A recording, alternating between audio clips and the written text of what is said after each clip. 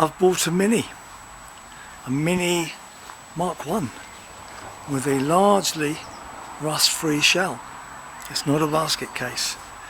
It was originally, I think, an ordinary Mini, you know, with an 850 engine or a 998. I think it was an 850.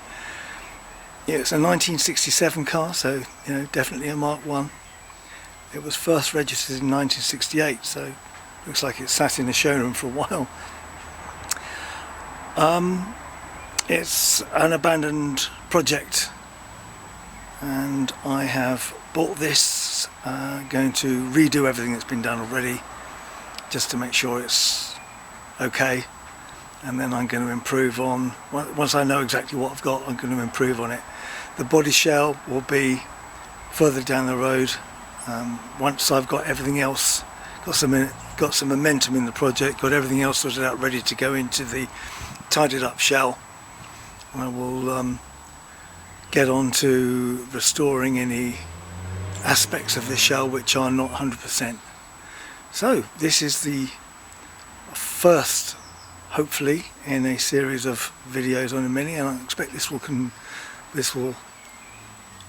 a bit of interest. People like Minis. I love them. I had a Mini Cooper S back in the day, and there's a car I wish I still had, but there you go. This will be close to Cooper S spec.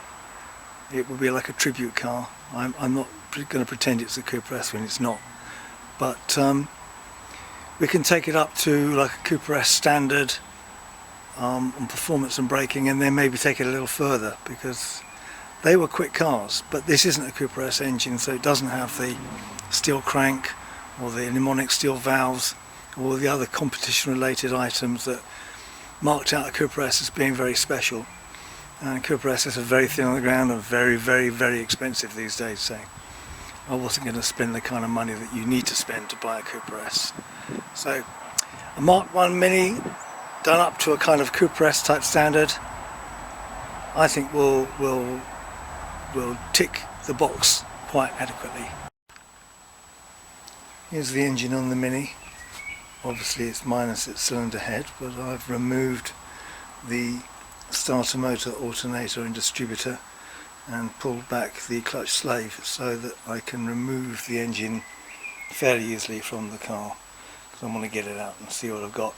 The block, having looked at it, is an A+ block, so it's an MG Metro, it's a 1275 engine, so it's an MG Metro or possibly a Vanden Plas, but they're both the same. So I'm quite pleased about that it's an A+ block, because they're stronger.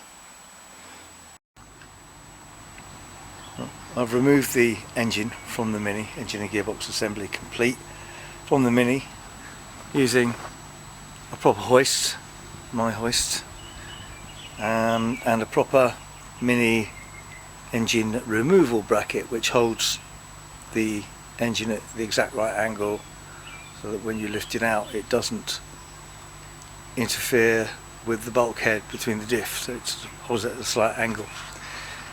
I put the head back on temporarily. There's no gasket on it, there's no valves in it, there's no push rods in there. I just put the head and the rocker shaft on so that I could fix the head in with two nuts to hold the bracket on, and a further one there to make sure it was not going to bend anything. The idea being that I needed the bracket, the lifting bracket, to be in the correct place, and you needed the correct spacer. If you haven't got the cylinder head on, you need to have a spacer, so I've put the cylinder head back on because it's the best spacer, basically, isn't it? Quite pleased with the general demeanour of the engine bay. It's relatively tidy, the subframe doesn't look bad, and there's a brand new steering rack in there with brand new brakes, Cooper S brakes, and a lot of other brand new bits, so I'm quite pleased with that. It's better than the back. I'm going to take that subframe out. It looks better in the picture or in the video than it actually is. I need to take it out, de-paint it, de-rust it, get it thoroughly clean, and then repaint it or powder coat or whatever, so that it looks, you know, perfect when it goes back in the car, because I don't want to take it out twice, do I? And assemble all the bits on, make sure they fit properly before the subframe goes back in. So Anyway, progress is being made and I'm quite pleased with it so far. I need to probably strip the engine and gearbox just to see what sort of condition everything's in, because you know, you don't know until you've looked, and it might be easier to do it now than later on while I'm full of enthusiasm. Anyway, that's today's little bit of work that I've been doing, and I'm quite pleased with the progress so far. I've been stripping the mini engine. This is as far as I've got really, and as far as I can go for the minute, because I need a 1 5/16 socket which I've ordered to get that cam gear off, cam chain wheel sprocket, and I also need a flywheel puller which I haven't got, so a friend of mine may have one. If he hasn't, I shall purchase one online. But that's as far as I got. I've just drained the oil out of it and it was a bit dirty, so it was a bit of a worry.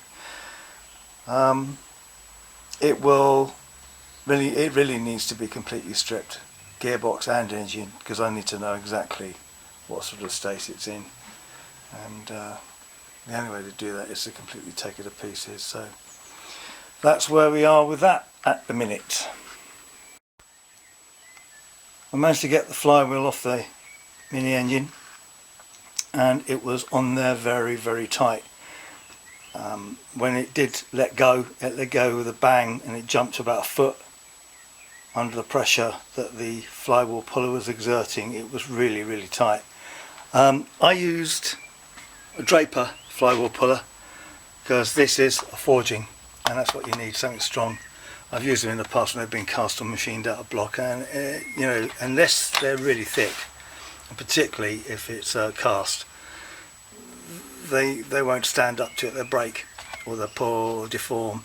But this was good. The forged plate here has very large slotted holes in it, and the screws are you know, a bit of a prick in the bucket fit. So these 3 washers that are supplied are worse than useless. They just bent out of shape immediately. So get some thick, large washers that fit on your bolts correctly and spread the load. And they need to be thick because otherwise they just bend. I had to use a impact wrench, not a little electric one, but a compressed air one.